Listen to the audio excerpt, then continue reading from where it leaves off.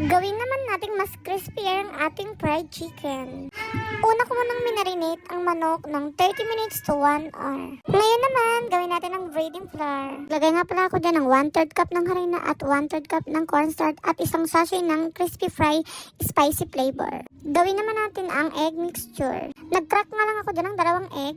At timplahan natin yan ng paprika, seasoning, and asin. After nyan, imimix lang natin. Pag ganito na, ay okay na ito. After nyan, i-coat naman natin sa braiding flour ang ating marinated chicken, katulad nito. Ang next step natin, ilagay naman natin ito sa ginawa nating egg mixture. At pagkatapos, i-coat natin ito ulit sa braiding flour. At ito na lahat na nagawa ko at ready na itong i-fry. Nagpainit nga lang ako dyan ng kawali at nung mainit na, naglagay na ako ng isang boteng mantika. At ito na nga, mainit na ng ating mantika at isa-isa ko nga itong inilagay. Bali, naglagay lang ako dyan kung ilan ang kakasya sa kawali. Kailangan, lutuin lang po natin ito sa medium heat lang. Kapag naging golden brown ang ilalim, ay baliktarin naman natin ito.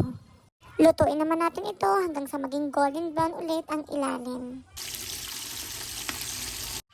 At nung nag-golden brown na nga, binaliktad ko lang to ulit para mas lutong-luto ang ating fried chicken.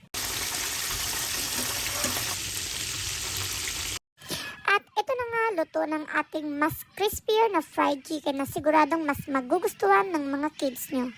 Kaya ano pang inaantay mo, itry mo na din tong lutuin. At hanggang dito na lang po tayo ulit. At huwag nyo naman pong kalimutang mag-like and follow sa ating Facebook page.